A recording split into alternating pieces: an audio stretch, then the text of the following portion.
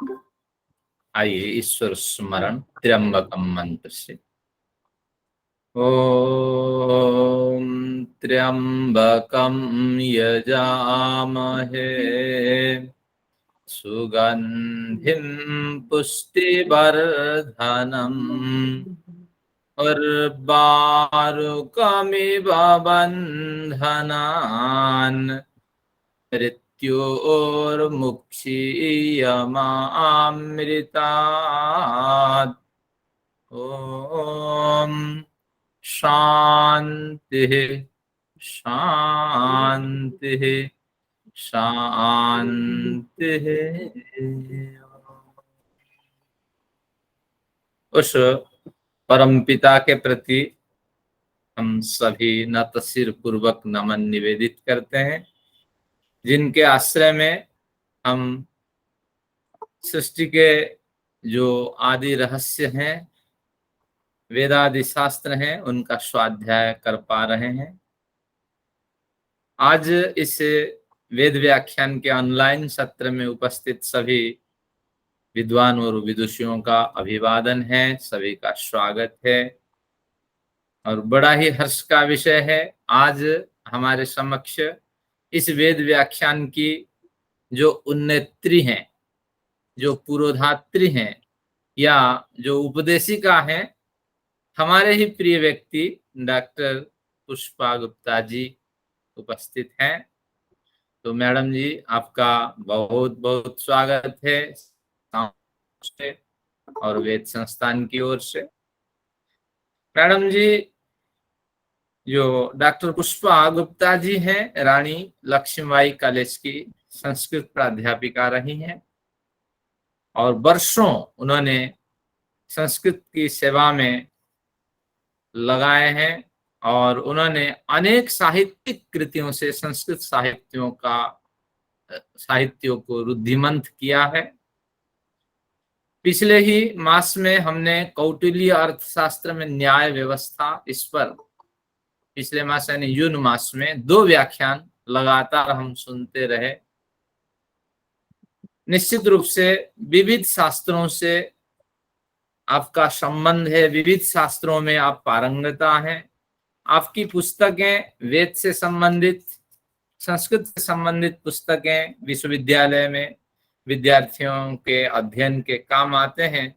तो निश्चित रूप से आप उच्च कोटि की विदुषी हैं और अनेक पुरस्कारों से आप सम्मानित हैं और साथ में हमारे साथ कोरोना काल से लेकर अब तक पूर्णतः आप सक्रिय सदस्य के रूप में साथ देती रही हैं। अनेक वेद व्याख्यान आपने प्रस्तुत किए हैं जिनसे हम लाभान्वित हुए हैं। आज आपने एक बढ़िया विषय स्वतः अपनी प्रेरणा से आपने रखने का विचार दिया है, जो है वेदों में विवाह संस्कार। तो निश्चित रूप से ये प्रकरण हम सभी को सुनने योग्य हैं। सूर्याश्वम विवाह सूक्त इससे संबंध रखता है। तो अगर हम इस पूरे सूक्त को आज सुन नहीं पाते हैं तो किसी अवसर पे आपसे इस पूरे सूक्त का भी हम व्याख्यान सुनने का प्रयत्न करेंगे। तो अब अधिक समय न लेता हुआ आदरणीय आज की प्रवक्त्री डॉक्टर पुष्पा गुप्ता जी से निवेदन करता हूं, आप अपना व्याख्यान प्रारंभ करें और संस्कारों के महत्व के साथ इसे जो विवाह संस्कार है उसके परिप्रेक्ष्य में अपने विचार प्रस्तुत करें। आपका बहुत बहुत धन्यवाद सर। और यहाँ जो भी विद्वान और विदुषियां उपस्थित हैं उन सबका मैं सादर पूर्वक नमस्कार करती हूँ और आपका हृदय से आभार अभिव्यक्त करती हूँ कि आप अपने बहुमूल्य समय में से कुछ समय निकालकर इस व्याख्यान को सुनने के लिए आए हैं। वास्तव में ये जो विचार मैं रखूंगी वो वेदों के हैं, विचार तो वेदों के हैं, लेकिन उन विचारों को मैं अपनी भाषा में प्रस्तुत कर रही हूँ।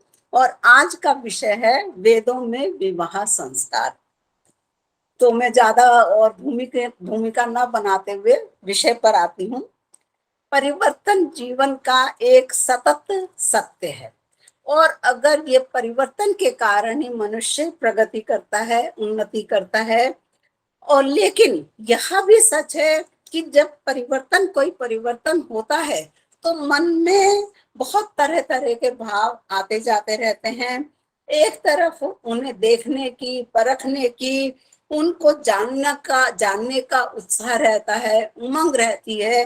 तो दूसरी तरफ कहीं अज्ञात, भय और आशंका भी रहती है कि पता नहीं ये परिवर्तन हमारे लिए सुखद होगा या दुखद होगा। और ये परिवर्तन जैसे गैस आई, कुकर आया, तो उन सब में हमारे यही भाव बार बार हमको उद्वेलित करते थे। तो अब इस भय को, इस आशंका को किस प्रकार दूर किया जाए, प्रश्न यह होता है। तो यह आशंका, यह भय हमारा हो सकता है दूर संस्कार के द्वारा। संस्कार मनुष्य को सभ्य, शिष्ट एवं सुसंस्कृत बनाते हैं। और स्वामी दयानंद जी ने संस्कार की परिभाषा करते हुए कहा है, येन शरीरम मनम आत्मा चोत्तमा भवन्ति सा संस्कार है, कि जिससे शरीर, मन और आत्मा उत्तम होते हैं, श्रेष्ठ होते हैं, वे संस्कार हैं। भारतीय संस्कृति में गर्भाधान से लेकर, कंसेप्शन से लेकर मृत्यु पर्यंत अंत्येष्टि संस्कार तक 16 संस्कार माने जाते हैं। इन 16 संस्कारों में से 15वां संस्कार है विवाह संस्कार। यह विवाह संस्कार बहुत ही महत्वपूर्ण संस्कार है। यह दो आत्माओं का पवित्र मिलन है। इसके साथ ही मनुष्य का गृहस्थ जीवन प्रारंभ होता है। इससे पहले वो गुरुकुल में रहता है, ब्रह्मचर्य आश्रम में रहता है, लेकिन विवाह के साथ उसका गृहस्थ आश्रम प्रारंभ होता है। और यह गृहस्थ आश्रम चारों आश्रमों में सर्वश्रेष्ठ माना गया है। पहली बात तो यह कि बाकी जो 3 आश्रम है, वर्णाश्रम, वानप्रस्थ और संन्यास आश्रम, वो गृहस्थ आश्रम पर निर्भर करते हैं, क्योंकि सभी ये आश्रमवासी गृहस्थियों से ही भिक्षा मांग करके, भिक्षाचर्या करके जीवन व्यतीत करते हैं। दूसरी बात, जो 3 मनुष्यों के लिए 3 ऋण मत बताए गए हैं, पितृ ऋण, ऋषि ऋण और देव ऋण। इसको मैं विस्तार नहीं कर रही समय की वजह से। ये 3 ऋण हम सबको पता है। और ये 3 जो हैं, इससे मनुष्य ऋण हो सकता है, इनका ऋण चुका सकता है। किससे? विवाह करके ही इनका ऋण चुका सकता है। फिर यह कि गर्भाधान से लेकर मृत्यु पर्यंत जितने भी संस्कार हैं, वो विवाह संस्कार से ही संभव है। क्योंकि अगर विवाह नहीं तो संतान की उत्पत्ति नहीं होगी, और जब उत्पत्ति ही नहीं होगी तो आगे के संस्कारों का कोई प्रश्न ही नहीं उठता। तो ये सारे संस्कार हमारे विवाह संस्कार के कारण ही संभव हो पाते हैं। फिर मनुष्य जीवन के 4 पुरुषार्थ हैं, धर्म, अर्थ, काम, मोक्ष। इनमें से धर्म, अर्थ और काम इनकी प्राप्ति का साधन विवाह ही है। और हमारे शास्त्रों में यह भी कहा गया है कि एक मनुष्य पत्नी के बिना यज्ञ करने का अधिकारी नहीं होता। अयज्ञो व एषः यो पत्नी कहा। तो यह इसलिए भी विवाह आवश्यक है। फिर मनुष्य के सामाजिक, मानसिक और आध्यात्मिक विकास के लिए भी विवाह अत्यावश्यक है, क्योंकि विवाह से मनुष्य के दृष्टिकोण में परिवर्तन हो जाता है। उसमें सहनशीलता, त्याग, क्षमा, दान, उदारता इत्यादि जैसे गुणों का विकास इसमें गृहस्थ आश्रम में ही हो पाता है। इन्हीं सब कारणों से वेदों, ग्रह्य सूत्रों, स्मृति ग्रंथों आदि में विवाह का विस्तार से वर्णन किया गया है। विवाह शब्द वि उपसर्ग में, वह धातु में घाय प्रत्यय लगाकर बना है। और विवाह का अर्थ है विशिष्टम वाहनम। विशिष्टम वाहनम, विवाह विशिष्ट वाहन है। मतलब ये हमारे लिए एक वाहन, हमको जिसका निर्वाह कर रहा है वो है, और ये विशिष्ट है। क्यों? क्योंकि इसमें वर वधु के, पति पत्नी के जो उत्तरदायित्व हैं, जो कर्तव्य हैं, वो बहुत ज्यादा बढ़ जाते हैं, उनमें वृद्धि हो जाती है। महर्षि स्वामी दयानंद ने अपनी संस्कार विधि में विवाह की परिभाषा इस प्रकार की है, संतानोत्पत्तये वर्णाश्रमानुकूलम उत्तम कार्य सिद्धये च स्त्री पुरुषयोः संबंधो विवाह। कि संतान की उत्पत्ति के लिए वर्णाश्रम के अनुकूल उचित कार्य करने के लिए स्त्री और पुरुष का संबंध विवाह है, तो विवाह कहा जाता है। तैत्तिरीय उपनिषद में भी प्रजातंतु न व्यगच्छेत्सि कहकर विवाह की आवश्यकता पर बल दिया है, क्योंकि प्रजा का जो परंपरा है, संतान परंपरा को नहीं तोड़ना चाहिए, तो इससे भी विवाह पर बल दिया गया है। इससे विवाह को शारीरिक और सामाजिक बंधन न मानकर वेदों में इसे साधना का रूप दिया गया है। शास्त्रों में 8 प्रकार के विवाहों का वर्णन है। ब्राह्म, देव, आर्ष, प्राजापत्य, गांधर्व, आसुर, राक्षस तथा पैशाच। इनके विषय में बहुत छोटा छोटा सा बताती हूँ। ब्रह्म विवाह सबसे उत्तम है। इसमें लड़की कन्या का पिता एक शिक्षित और एक सदाचारी विद्वान को ढूंढता है और उसको अपनी कन्या प्रदान कर देता है। दैव विवाह में वो अपनी कन्या का विवाह अपने ही घर में कार्य करने वाले, पुरोहित का कार्य करने वाले ऋत्विक से करवा दिया जाता है। ऋत्विजे वित्ते कर्मणि दद्यात् अलंकृत्य च स देवो विवाह। आश विवाह, इसमें वर से गाय बैल का एक जोड़ा लेकर के कन्यादान किया जाता है। गोमिथुनम दत्वा उपयच्छेत् स आर्षः। प्राजापत्य विवाह, इस विवाह में कन्या का पिता वर का पूजन आदर सत्कार करता है और गृहस्थ आश्रम की जिम्मेदारियों को पूरा करने के लिए अपनी कन्या उसे दे देता है। सह धर्मम चरत इति प्राजापत्यः। आसुर विवाह, जिस विवाह में वर पक्ष कन्या पक्ष को अपनी सामर्थ्य के अनुसार धन प्रदान करके उसकी अपनी इच्छा से विवाह करता है कन्या से, वह आसुर विवाह है। धनेन उत्तोष्य उपयच्छेत् स आसुरः। मतलब वैदिक समय में वर को कन्या पक्ष को धन देना पड़ता था। आजकल की तरह नहीं कि कन्या पक्ष को वर पक्ष को कुछ देना होता है। तो वहां पर कन्या का इससे महत्व पता चलता है कि वेदों में कितना महत्व था। फिर गांधर्व विवाह, ये सबको पता है, विज्ञान शाकुंतलम में सबने पढ़ा है कि जब कन्या और पुरुष अपनी मर्जी से माता पिता की अनुमति के बिना विवाह कर लेते हैं, वो गांधर्व विवाह है। राक्षस विवाह, इसमें कन्या पक्ष के लोगों को मार पीट कर कन्या का बलपूर्वक अपहरण कर लिया जाता है। प्रसह्य आदानात राक्षसा। और पैशाच विवाह, ये सबसे निकृष्ट कोटि का विवाह है, क्योंकि इसमें विवाह नहीं होता बल्कि पुरुष कन्या के साथ बलात्कार करता है, और ये सबसे निंदनीय विवाह माना जाता है। बलात्कार रूपत्वात् अयम विवाहो निष्कृष्ट कोट्याम गृह्यते। सत्यार्थ प्रकाश के चतुर्थ समुल्लास में स्वामी दयानंद जी ने कहा है कि जो स्त्री पुरुष विवाह करना चाहें तो उनमें विद्या, विनय, शील, रूप, आयु, बल, कुल, शरीर का परिमाण, कि वो एक ही मतलब बहुत ज्यादा कोई लंबा ना हो, बहुत कोई मोटा ना हो, इन सब पर बल, इन सब का मेल खाता हुआ हो, तभी उसका विवाह सफल होता है। अगर इसमें बहुत बेमेल चीजें हो जाती हैं तो विवाह सफल नहीं हो पाता।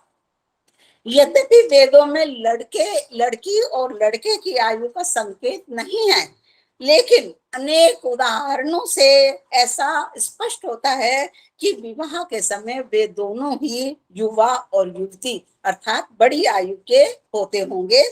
इस मंत्र की पंक्ति में तम अस्मेरा युवतयो युवानम मर्मृज्यमानः पर्यन्ति आपः, कि युवतियां युवा पुरुषों को वैसे ही अपने आप प्राप्त कर लेती हैं, अपनी इच्छा से प्राप्त कर लेती हैं, जिस प्रकार जल या नदी समुद्र को प्राप्त हो जाती है। तो मतलब जब वो होता है, विवाह करना होता है युवतियों को, तो वो अपनी इच्छा से वर को चुनकर विवाह कर लेती हैं। ऐसा संकेत भी प्राप्त होता है कि वर और वधू विवाह से पूर्व एक दूसरे से मिल लेते थे, एक दूसरे के बारे में बहुत कुछ जान लेते थे, एक दूसरे के शील, विवेक, मानसिक स्तर इत्यादि का आकलन कर लेते थे। एक मंत्र में कहा गया है कि कितनी ही स्त्रियां ऐसी होती हैं जो पुरुष के प्रशंसात्मक वचनों और उसकी धन संपदा से आकर्षित होकर उससे विवाह कर लेती हैं, उसको अपने पति रूप में चुन लेती हैं। परंतु जो सुशील, स्वस्थ और श्रेष्ठ विचारों वाली, मनोभावों वाली स्त्रियां हैं, वो अपनी इच्छा अनुसार मित्र पुरुष यहाँ पर जिसके बारे में वो जानती हैं, जिसके बारे में उनको ज्ञान है, वो उसी से विवाह करती हैं, उसको ही वो पति रूप में स्वीकार करती हैं। ये तो वधू पन्नेसा बाल्येन भद्रा वधूर भवती यत् सुपेशा स्वयं सा मित्रम बनुते जनेचित, ऋग्वेद में ये समय। और दूसरी तरफ पुरुष भी स्त्री के गुण, रूप, बल, शक्ति इत्यादि की परख करके ही उससे विवाह करता था। अपश्यम त्वा मनसा दीदयानाम स्वायाम तनुरित्वे नागमानाम उपमामुच्चा युवतीर बभूयः प्राजायसु प्रजया पुत्र कामे। अर्थात इस मंत्र का तात्पर्य है कि मैंने आपको विवेक दृष्टि से माने एनालिटिकल दृष्टि से, एनालिटिकल पॉइंट ऑफ व्यू से आपको मैंने देख लिया है। आप सुंदर रूपवती हैं, आप में गर्भ धारण करने की सामर्थ्य है और पुत्र की अभिलाषा से युक्त आप मातृत्व को प्राप्त करें। तो इसका तात्पर्य यह है, इसका संप्रेषित अर्थ यह है कि पुरुष को वह स्त्री अपनी पत्नी के रूप में स्वीकार है। तो इस सारे वर्णन से ये स्पष्ट हो जाता है कि कन्याएं विवाह के अपने पिता के घर में ही काफी बड़ी हो जाती थी, और लड़के का विवाह तो 25 वर्ष की आयु से पहले संभव ही नहीं हो पाता था, क्योंकि जब वो ब्रह्मचर्य आश्रम पूरा करके समाप्त करके समावर्तन संस्कार के बाद आता था, तभी उसका विवाह संभव होता था।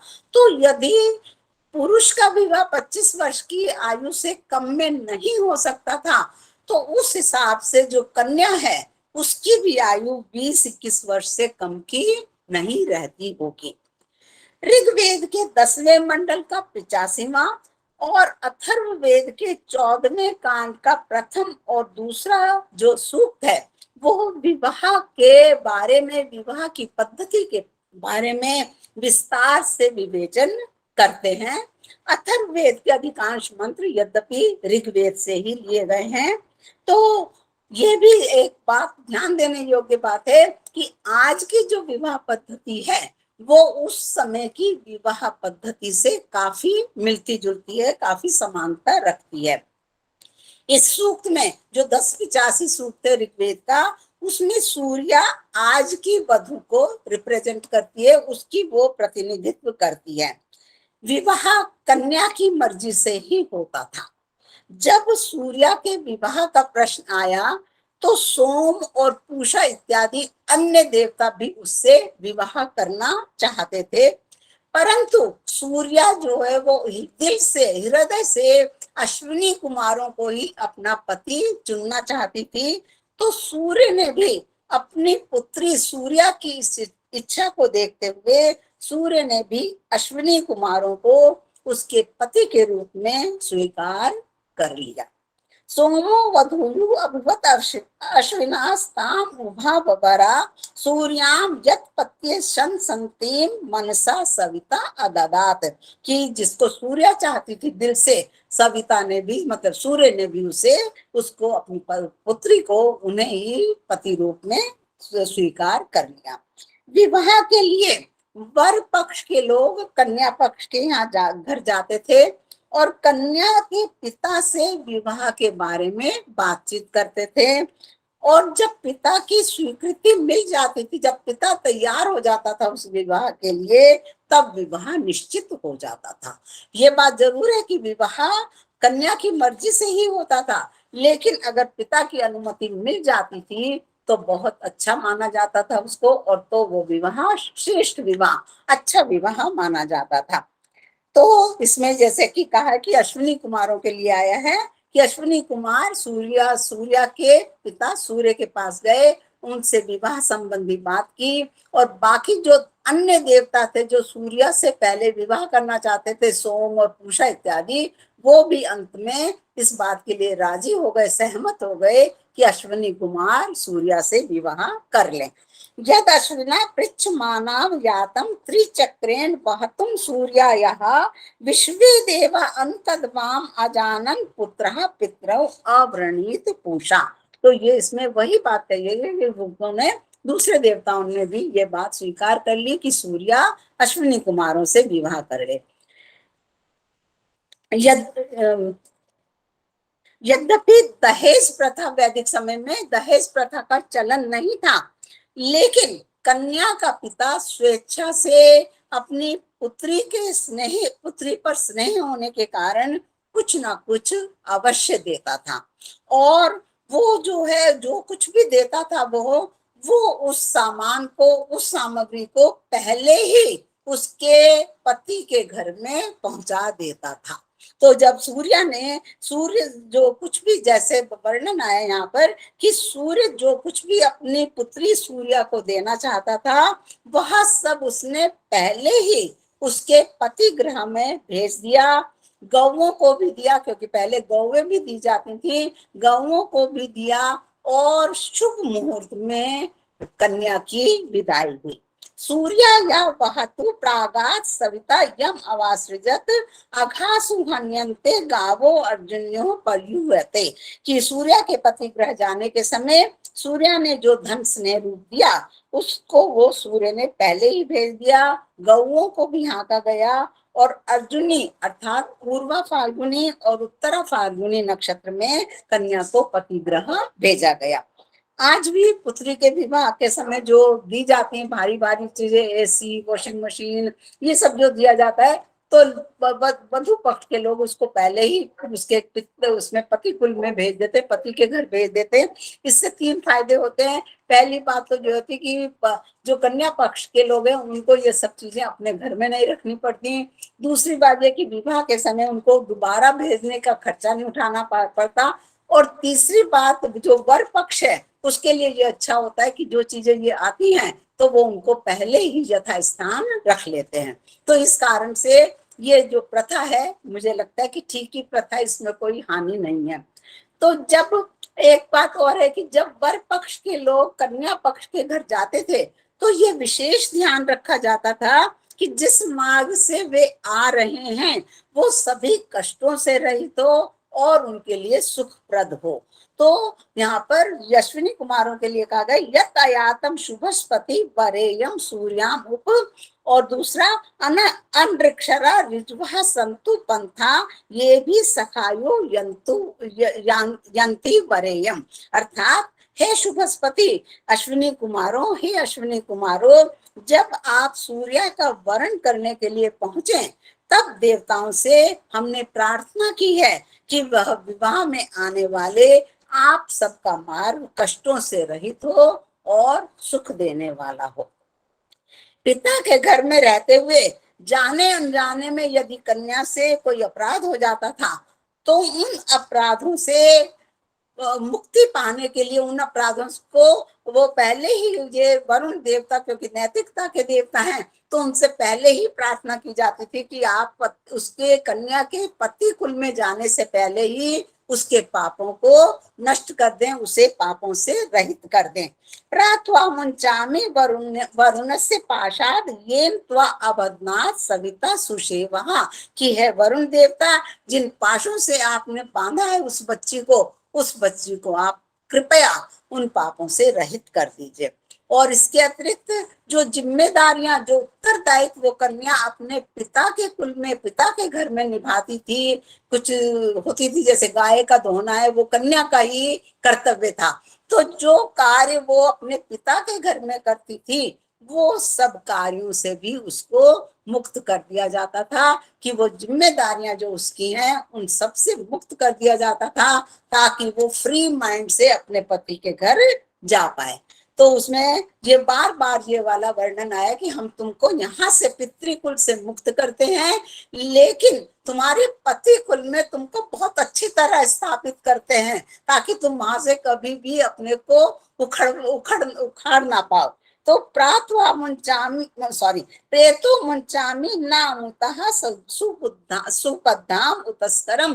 कि हम तुमको यहाँ से तुमको यहाँ से तुमको उखाड़ते, मतलब तुमको यहाँ से मुक्त करते हैं, लेकिन पति घर में तुम्हें बहुत अच्छी तरह से स्थापित करते हैं। इसका कारण संभवतः यह कि ये सभी को पता है कि जब तक कन्या का अपने पिता के घर के प्रति, अपने माता पिता के प्रति, भाई बहन के प्रति मोह बना रहेगा, तब तक वो पूरे मन से अपने पति के घर को नहीं अपना सकती। और जब तक वो पूरे मन से उसको नहीं अपना पाएगी तो उसके लिए वहां पर कठिन हो जाएगा रहना, अपने को एडजस्ट करना कठिन हो जाएगा। तो इसलिए जब तक उसको, जब उसे पता ही है कि पति गृह में ही रहना है, तो उसको मायके से अपना प्रेम, अपना मोह कम करना ही पड़ेगा। इतना ही नहीं, यहाँ तक भी कहा गया है कि जो अगर कन्या को पैतृक आनुवंशिक कुछ रोग प्राप्त हुए हैं, माता पिता के कुछ रोग होते हैं जो स्वाभाविक रूप से बच्चों में भी आ जाते हैं, तो ये कहा गया है कि वो रोग भी अपने पिता कुल में छोड़ करके आए, पति कुल में उन रोगों के साथ ना आए। और देवताओं से कहा गया है कि आप जहां से ये रोग आए हैं, आप इन रोगों को वहीं पर वापस ले जाइए, मतलब आप उसको पति इसके पिता के घर में ही ले जाइए। ये वधवश चंद्रम वहतुम यक्ष्मा यंती जनान अनु पुनस्तान यज्ञा देवा नयंतु यथागतः, कि चंद्रमा की तरह शोभा युक्त वधु के जीवन में जो शारीरिक और मानसिक रोग माता पिता से स्वभावतः आते हैं, हे देवताओं उन्हें उन्हीं स्थान पर ले जाइए जहां से वो आए हैं। फेरों का तो स्पष्ट संकेत वेदों में नहीं है, लेकिन वर वधु को अग्नि के पास ले जाने का उल्लेख अवश्य है। तोभ्यम अग्रे पर्यवहंत सूर्याम वहतुना सह, कि हे अर्थात अग्नि, हे अग्नि, सूर्य को सर्वप्रथम आपके पास ही हम लाए हैं। तो ये जो है कि विवाह के समय यज्ञ होता है, परिक्रमा होती है, तो वो उसके लिए अग्नि के पास जाना वर वधु का आवश्यक होता है। तो ये तो है कि वो अग्नि के पास लाए हैं, लेकिन यह उल्लेख नहीं है कि वर वधु उस अग्नि की परिक्रमा करते हैं या केवल अग्नि को साक्षी मान करके वो पति पत्नी के रूप बंधन में बंध जाते हैं। तो ये इसका यहाँ पर से फेरों का इतना स्पष्ट संकेत नहीं है। वर जो वर है, पुरुष है, वो वधु का पानी ग्रहण करते समय वधु से कहता था कि सौभाग्य और आजीवन साथ रहने के लिए हमने भग, अर्यमा, सविता आदि देवताओं की कृपा से मैंने गृहस्थ धर्म का पालन करने के लिए तुम्हारा हाथ ग्रहण किया है। गृभणामि, प्रसिद्ध मंत्र है, गृभणामि ते सौभगत्वाय हस्तम मया पत्या जरदष्टिर यथासः भगो अर्यमा सविता पुरंधि मह्यम त्वादुगारह पत्याय देवः। इसी कारण विवाह संस्कार को पाणी ग्रहण संस्कार भी कहा जाता है। तो जब सूर्य का जो विवाह वैवाहिक परिधान था, विवाह के समय जो उसने वस्त्र पहने थे वो बहुत चमकीले थे और शोभा से युक्त थे। सूर्य या भद्रम इद वासो, और इस उसके वास, उसके जो वस्त्र थे उनको विशेष रूप से परिष्कृत किया गया था, मंत्रों के द्वारा उनको परिष्कृत किया गया था। बृहस्पति और इंद्र देव ने वधु के लिए वैवाहिक वस्त्र भी बनाए थे, और जो सामान्य वस्त्र हैं वो भी उन्होंने ही बनाए थे, ऐसा कहा गया है। देवै दत्तम माधुर्यम वासो वध्वश्च वस्त्रम, बृहस्पति ने सूर्य का केश विन्यास किया, उसके केश बाल बनाए। बृहस्पति ही प्रथम सूर्य यह शीर्षे केशान अकल्पयत, ऐसा वर्णन आया है। और सूर्य के पैर के 4 आभूषणों का और 4 प्रकार के शरीर के ऊपर के भाग में पहने जाने वाले आभूषणों का वर्णन है। और साथ ही साथ कमरबंद मतलब तगड़ी का भी उल्लेख हुआ है। ऊपर के आभूषण संभवतः कमल की आकृति के होते होंगे, तो उस समय बहुत ज्यादा वो नक्काशी इत्यादि का काम होता था, तो वो कमल की आकृति के थे। इसीलिए कहा गया है भगस्ततक्ष चतुरः पादान भगस्ततः चत्वारि उत्पलानि त्वष्टा पिपेश मध्य तो अनुवर्धराम सा नो अस्तु सुमंगली। कि भगदेव ने पांव के 4 आभूषण तथा शरीर पर धारण करने के 4 कमल पुष्प बनाए हैं और त्वष्टा देव ने कमर पर बांधने योग्य कमर बंद मतलब कि तगड़ी बनाई है। और सूर्य ने जो सिर पर आभूषण पहना था वो उसको कुरीर कहते थे। कुरीर नामक आभूषण उसने सिर पर धारण किया था। कुरीरम छंद ओपसहा। और ये सभी आभूषण स्त्री के सौभाग्य के चिन्ह माने जाते हैं। वैदिक काल से ही विवाह एक पवित्र संस्कार माना गया है जिसमें शारीरिक मिलन से भी अधिक महत्वपूर्ण है मन और हृदय का एक दूसरे के अनुकूल होना। मन और हृदय का मिलन होना ही विवाह है। इसी कारण दिव्य शक्तियों से प्रार्थना की गई है कि वे वर और वधू के हृदयों को परस्पर संयुक्त कर दें, परस्पर मिला दें। समंजन्तु विश्वे देवः समापो हृदयानि नव। यही मानसिक और हार्दिक एकता वैवाहिक जीवन को दृढ़, मजबूत और चिरस्थायी बनाती थी। आजकल इसका अभाव है। इसी कारण विवाह कुछ सफल हो पाते हैं, कुछ सफल नहीं भी हो पाते। पति पत्नी का संबंध अटूट है इससे दिखाने के लिए वेदों में जासपत्य पद का प्रयोग किया गया है जिसका अर्थ है जाया अर्थात पत्नी और पति का संबंध। संजासपत्यम सुयममा कृणुष्व। तो यहाँ पर जैसे कि अर्धनारीश्वर पद शिव और पार्वती की पूर्णता को दिखलाता है, उसी प्रकार से जासपत्यम पद वेदों में पति पत्नी के अटूट संबंध को दिखलाता था। कन्या की विदाई से पूर्व उसे सौभाग्यवती, सुखी, संतति युक्त, उत्तरदायित्वों को निभाने वाली, सबको प्रसन्न रखने वाली तथा घर की स्वामिनी होने का आशीर्वाद अनेक प्रकार से दिया जाता था।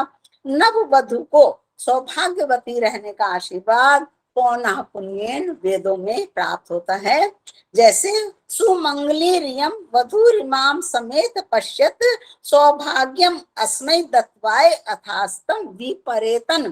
कि ये जो वधू है मंगलकारी चिन्हों से युक्त है और सभी इसे देखें और इसे सौभाग्यवती रहने का आशीर्वाद देने के बाद ही आप अपने घर वापस जाएं।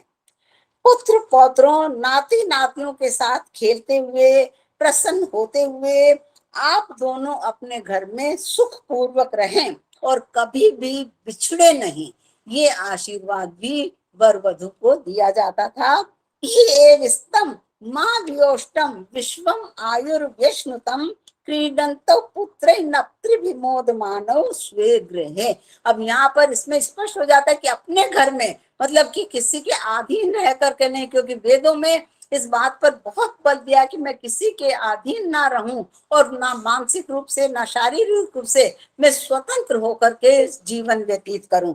तो वो अपने घर में ये करें। तो ये पद जो है स्वेगृह है, ये पद बहुत महत्वपूर्ण है और बहुत गंभीर अर्थ संप्रेषित करता है। सभी अपनी कन्या और अपने पुत्र के लिए यही दुआ मांगते हैं, यही प्रार्थना करते हैं।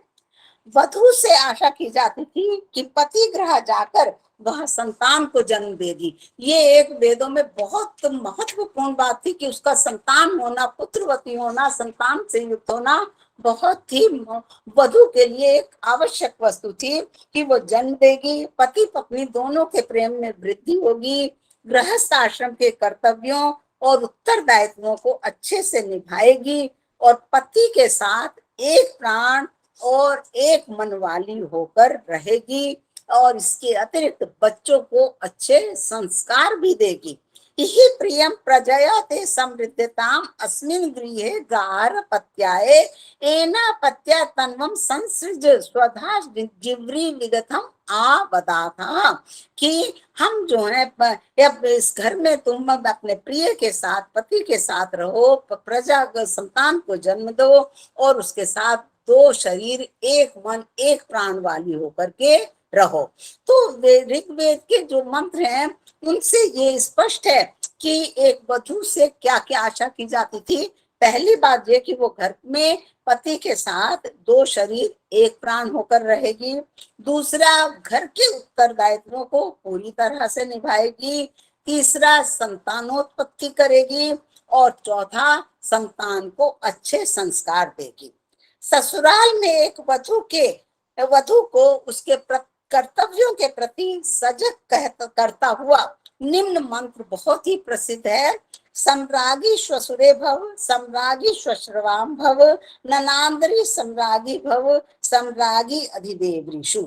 अर्थात हे वधु, आप ससुर, सास, नंदों और देवरों के ऊपर शासन करो। तो इस मंत्र से लड़कियां बहुत खुश हो जाते हैं कि ओहो, हम तो ससुराल जाकर सबके ऊपर रौब जमाएंगे, सबके ऊपर शासन करेंगे। लेकिन वो ये नहीं समझती कि शासन करे इस पद का जो है बहुत गंभीर अर्थ है। वस्तुतः जो शासन करता है उसकी जिम्मेदारियां उतनी ही अधिक हो जाती हैं। तो इस आशीर्वाद से वधु को बतलाया जाता है कि उसे अपने सास, ससुर, देवर, नंदों का ध्यान रखना है, उनके हित और अहित के बारे में सोचना है, और उसका जो स्वामी नहीं बनना है वो वास्तव में कांटों का ताज है। It is a crown of thorns. वो इसमें बहुत उसको सुख मिलेगा ऐसा कुछ नहीं है। तो जितना ऊंचा पद इंसान लेता है उतनी ही परेशानियां, उतनी ही मुसीबतें होती ही हैं। ये तो सभी जानते हैं कि uneasy lies the head that wears the crown. तो ये सब जो है इस मंत्र में स्पष्ट किया गया है। वधु जब पति गृह जाए तो सकारात्मक दृष्टिकोण मतलब पॉजिटिव थिंकिंग से जाए। ये भी बहुत महत्वपूर्ण है कि पॉजिटिव थिंकिंग से जाए। अथर्ववेद के 14वें कांड के प्रथम सूक्त के 42वें मंत्र में स्पष्ट कहा गया है, हे वधु, आप श्रेष्ठ मनोभावों, सुसंतति, सौभाग्य और वैभव की इच्छा करती हुई पति गृह जाएं। आशा साना सौमनसम प्रजाम सौभाग्यम रहिम पत्यु अनुव्रता भूत्वा सम नयस्व अमृताय कम।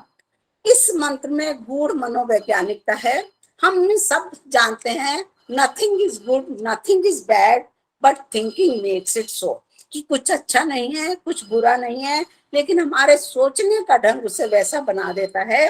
और यही बात स्वप्नवासव दत्तम में भास ने कही है, अप्रद्वेषो बहुमानो व संकल्पात उपजायते। तो घृणा और सम्मान संकल्प से उत्पन्न होता है। तो यदि वधु पॉजिटिव एटीट्यूड लेकर के, पॉजिटिव सकारात्मक दृष्टिकोण लेकर के ससुराल जाएगी तो वहां पर आसानी से वो एडजस्ट कर पाएगी, आसानी से उनके साथ मिलजुल पाएगी।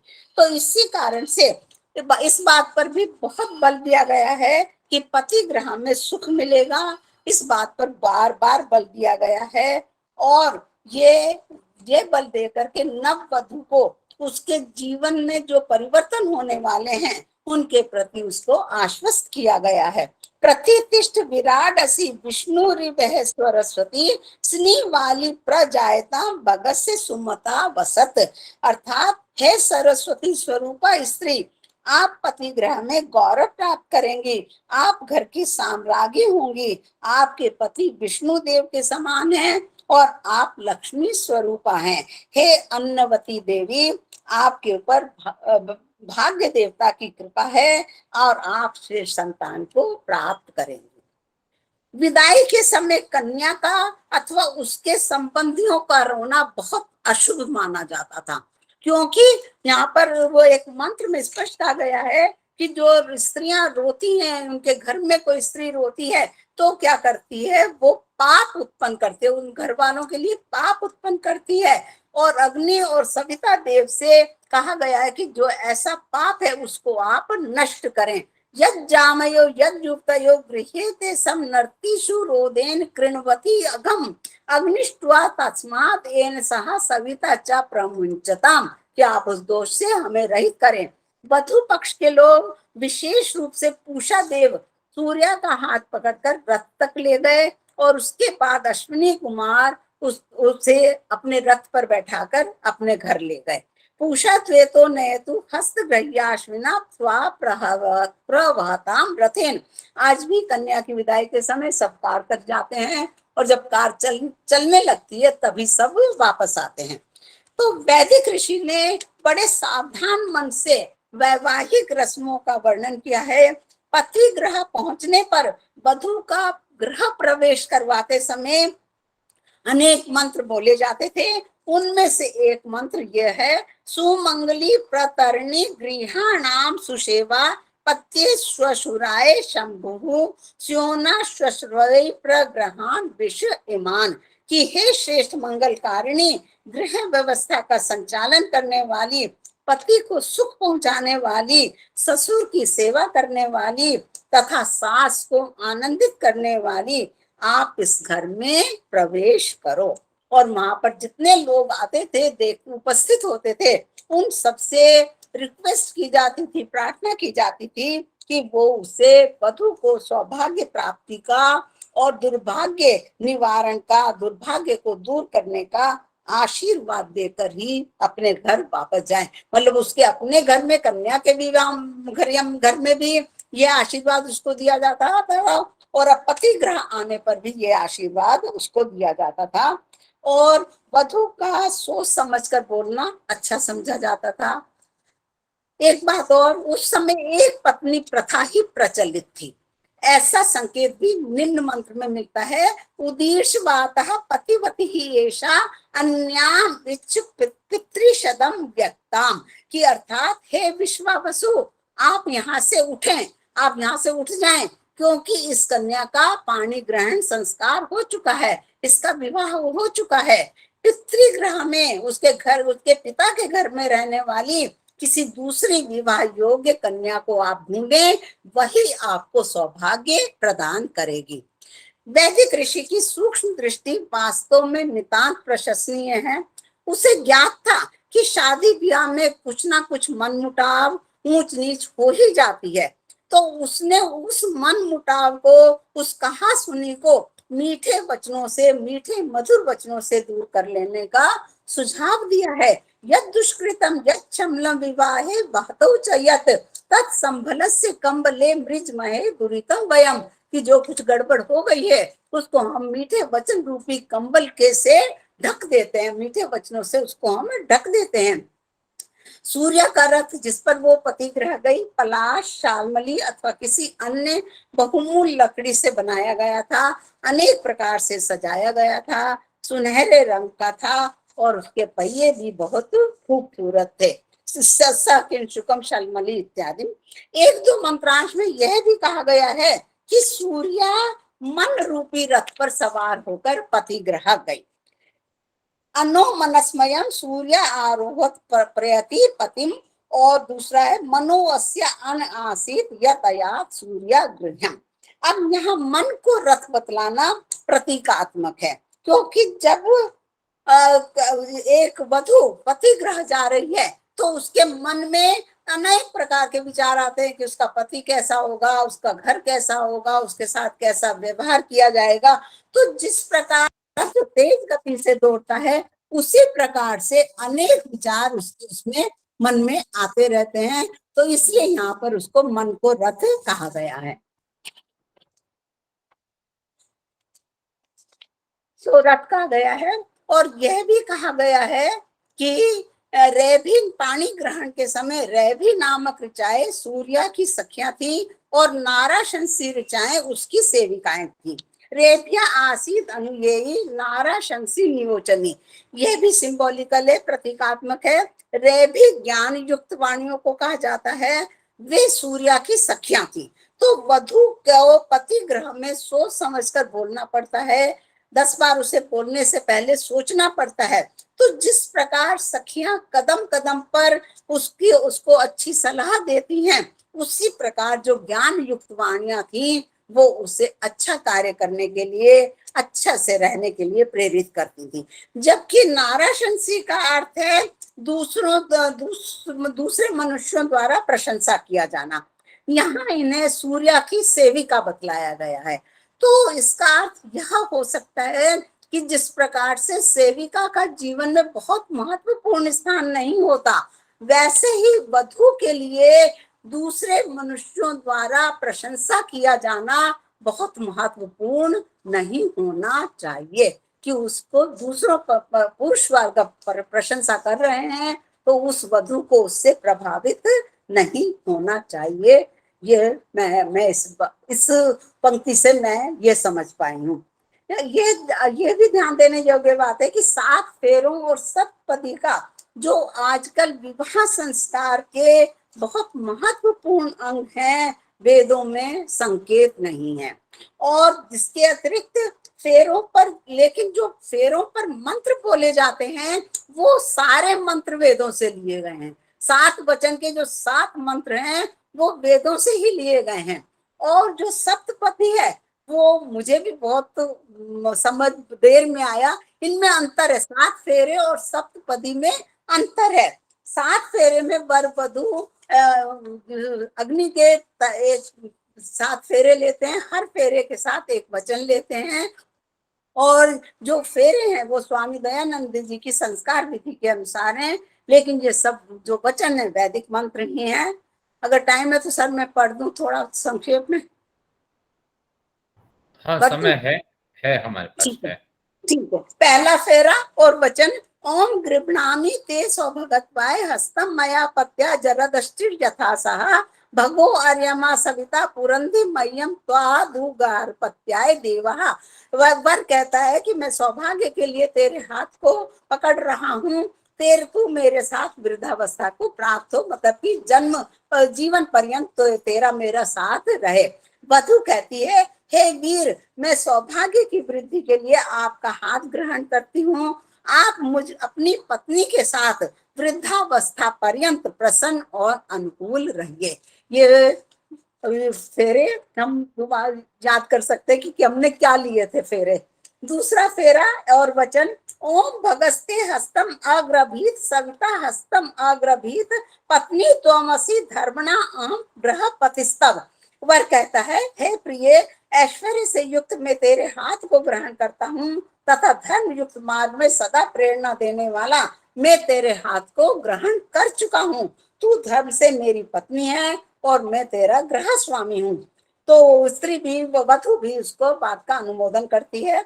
तीसरा फेरा, मम यमस्तु पोष्य मय्यम त्वादात स बृहस्पति मया पत्या प्रजापति समजीव शरतः शतम। वर कहता है कि सारे जगत का पालन करने वाले परमात्मा ने मुझे तुझे दिया है और वह तू मेरे द्वारा पोषण किए जाने योग्य है। संतान उत्पन्न करने वाली तू मेरे साथ 100 वर्ष तक जीवित रहे।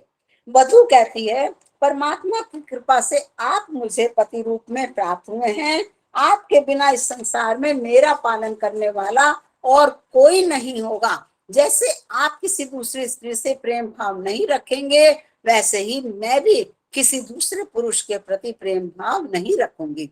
चौथा फेरा, त्वष्टा वासो व्यदधा शुभे कम बृहस्पति प्रशिशाम कवि नाम तेने माम नारीम सविता भगश्च सूर्याम परिधत्ताम प्रजायत।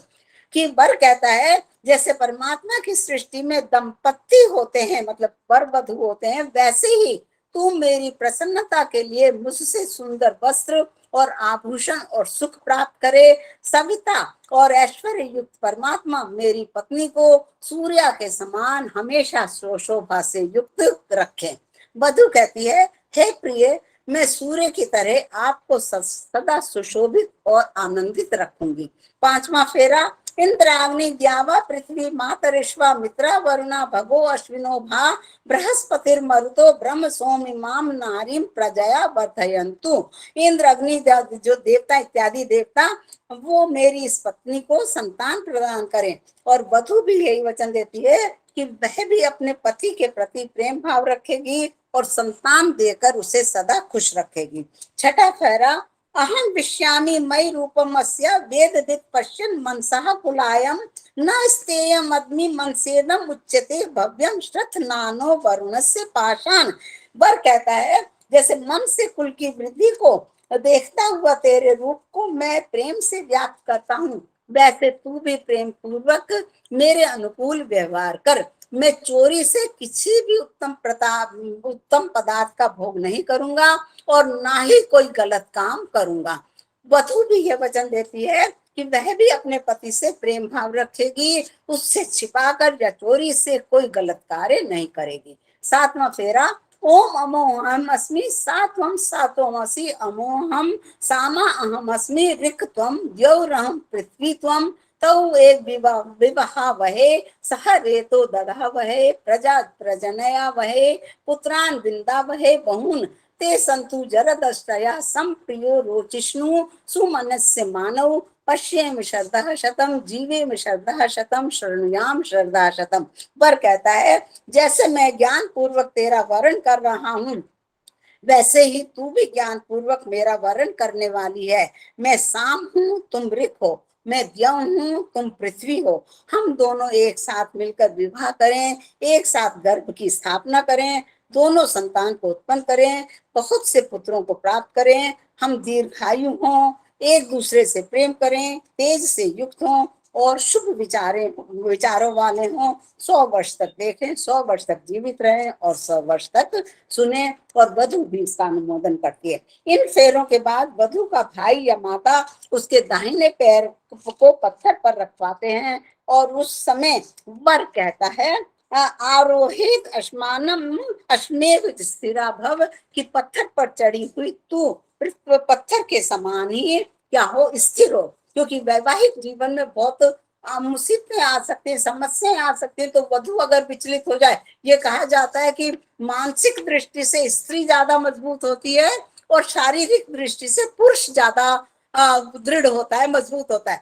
तो वो उसके लिए कहा कि तुमको विचलित नहीं होना, किसी भी मुसीबत में पत्थर के समान स्थिर बनी रहना है। तो इसके बाद सप्तपदी होती है। सप्तपदी में क्या होता है कि वर और वधु 7 कदम चलते हैं और अन्न, बल, धन, सुख, संतान, ऋतु के अनुकूल व्यवहार करने की और मित्रता की वो प्रार्थना करते हैं। ओम ईशे एक पदी भव, ओम ऊर्जे द्विपदी भव, ओम रायस पोषाय त्रिपदी भव, ओम मायो भव्याय चतुष्पदी भव, ओम प्रजाभ्यः पंचपदी भव, ओम ऋतुभ्यः षट्पदी भव, ओम सखे सप्तपदी भव। ये सप्तपदी कहलाती है। और तब 2 अनजान व्यक्तियों में मित्रता हो जाती है। मैत्री सप्तपदी न उच्चते कहा गया है। अथर्व वेद में इंद्र से प्रार्थना की गई है कि पति पत्नी का प्रेम चकवा चकवी के समान हो। ही मेवांद्र समनुद चक्रवाकेव दंपति। जीवन किस प्रकार व्यतीत करना चाहिए, ये भी अथर्ववेद में निर्दिष्ट है। स्योनाद्यो ने रधि बुद्धि मानव हसा मुदौ महसा मोद मानव सुगु सुपुत्र सुग्रहो तराथो जीवा भुषो विभाति। हे स्त्री पुरुषों, इसका मंत्र का अर्थ है, हे स्त्री पुरुषों, सुखदायक घर में भली प्रकार सतर्क रहते हुए, हंसी मजाक करते हुए, प्रसन्न चित्त रहते हुए, सुंदर गौओं से या हृष्ट पुष्ट इंद्रियों से, क्योंकि गाय जो है इंद्रियों को भी कहते हैं, तो सुंदर गौओं से या हृष्ट पुष्ट इंद्रियों से युक्त होकर जीवन व्यतीत करते हुए आप दोनों प्रकाशमयी उषाओं की तरह प्रतिदिन दिन प्रतिदिन आगे बढ़ता जाए, प्रकाश युक्त हो, आपका जीवन सुखी हो। ये प्रार्थना प्रत्येक स्थान और प्रत्येक समय के लिए उपयुक्त है। इस प्रकार वेदों के अनुसार विवाह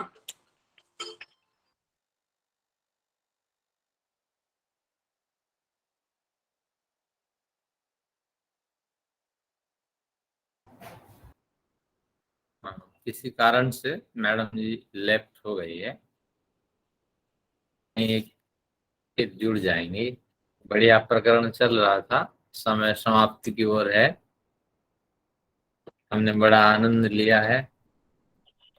प्रतीक्षा करते मैडम जी दोबारा जुड़ जाए। गुप्त साहब जी, आप कुछ विचार रखें, मैं तब तक संपर्क करता हूँ। हाँ, शायद दोबारा जुड़ जाए। आपको गुप्त साहब जी कुछ बोलिए। गया था शायद। हाँ, ठीक है, धन्यवाद। पैराग्राफ में फिर से करती हूँ। हाँ, ठीक है। इस प्रकार वेदों के अनुसार विवाह एक आदर्श है। सुनाई पड़ रहा है सर? आवाज आ रही है मेरी? इस प्रकार वेदों के अनुसार विवाह एक आदर्श है, मधुर बंधन है, गृहस्थ जैसे पवित्र आश्रम का आधार है, जिसका लक्ष्य शारीरिक भोग विलास नहीं है, अपितु यम नियम संयम से चलने वाला यह एक मजबूत रिश्ता है, अटूट रिश्ता है, जो उत्तरदायित्वों से भरा होने पर भी सबको अभीष्ट है। हम सब विवाह करना चाहते हैं और इस तरह से विवाह पद्धति का वेदों में विस्तार से वर्णन किया गया है, और जो आजकल की विवाह पद्धति भी उससे साम्य रखती है। इसीलिए कहते हैं कि वैदिक मंत्र जो हैं सबको एक सूत्र में बांधते हैं, अनेकता में भी एकता है, और यही मंत्र हर विवाह में चाहे किसी भी जाति का हो उनमें यही मंत्रों को पढ़ा जाता है। धन्यवाद, बहुत बहुत धन्यवाद आप सबका। आभार व्यक्त करते हैं मैडम डॉक्टर पुष्पा गुप्ता जी के लिए। जो अवधि हमने निर्धारित की थी उसी अवधि में आपने गागर में सागर की तरह बहुत कुछ विचार हमारे समक्ष आपने रखे हैं, तो उसके लिए क्या कहें, आप किन शब्दों से धन्यवाद करें, शब्द भी कम पड़ेंगे। और एक बढ़िया शब्द है सत्यः सन्तु यजमानस्य कामा। जब कर्मकांड समाप्त होता है तो उस समय पंडित क्या कहते हैं, यजमानस्य कामाः सत्याः सन्तु सफला सन्तु। तो हम सब यजमान हैं, गृहस्थ जीवन से दीक्षित हैं, और कुछ लोग हो सकते हैं जो गृहस्थ जीवन से अभी दीक्षित होने जा रहे हैं, तो उसको बहुवचन में हम कर लेते हैं, यजमानाः यशस्विनः भूयास्त। भूया न हो करके भूयास्त, तो सभी कामनाएं पूरी हो। और आपने समय तो नहीं है, लेकिन आपने इनमें बहुत कुछ विषय रखे हैं। पहले संस्कार की आपने चर्चा की है, शरीर मन और आत्मा ये तीनों जिनसे संस्कृत हो जाते हैं, संस्कारित हो जाते हैं, ये संस्कार है, इनकी छाप निश्चित रूप से जीवन में पड़ती है। विवाह संस्कार को आपने 15वां संस्कार कहकर संबोधित किया। जो 3 ऋण है, पितृ ऋण, ऋषि ऋण, देव ऋण, उसको चुकाने का एक अव्यर्थ अचूक साधन है ये विवाह संस्कार से बंधना। और अयोग्य व पुरुष युवा पत्नी का इसको संबोधित करके पुरुष के लिए निश्चित रूप से सपत्नीक होना गृहस्थ जीवन में लाभदायक है, समस्त उत्तम कार्य करने का साधन है, इसकी ओर संकेत किया। और विवाह का आपने बढ़िया व्युत्पत्ति आदि करके शब्द को स्पष्ट किया। विशेष रूप से बह यानी भार को बहन करना है, विशिष्टम बह, बह नाम बहनम, तो विवाह तो विशिष्ट भार को हम वहन करते हैं, एक परिवार से जाते हैं दूसरे परिवार के भार को वहन करते हैं। अपरिचित जो पुरुष है उसको उसके भार को वहन करते हैं, पुरुष भी इसी तरह अपरिचित स्त्री का भार वहन करता है। और जिस तरह वो अपने माँ बाप का भार वहन करती है महिला, पुरुष भी उस तरह महिला के माँ बाप को पिताजी माताजी संबोधित करके उनकी सर्वविध जो उन्नति है उसके लिए वो बेड़ा उठाता है। निश्चित रूप से ये एक बढ़िया विचार रहा है। प्रजातंतु माँ व्यवच्छेत्सि इत्यादि प्रमाणों से आपने पुष्ट किया और स्पष्ट रूप से संकेत किया कि विवाह के जो सूक्त हैं वो ऋग्वेद के 10 मंडल के 85वां सूक्त है, 85वां सूक्त है। और अथर्ववेद के 14 में जो कांड है उसके प्रथम और द्वितीय, प्रथम में तो ऋग्वेद के मंत्र रिपीटेशन है, द्वितीय में कुछ विशेष मंत्र हैं। तो इस तरह ये जो गृहस्थ संस्कार हम लोग करते हैं और जो विवाह संस्कार में बनते हैं, तो उनके पीछे वेदों के ये मंत्र हमें प्रेरित करते हैं। और आपने सप्तपदी भी गिनाई और आपने 7 फेरे भी गिनाए, शिलारोहण भी। ये मुझे लग रहा था कि मैं पंडित क्या शादी कराऊं, आपने ही तो शादी करा दी।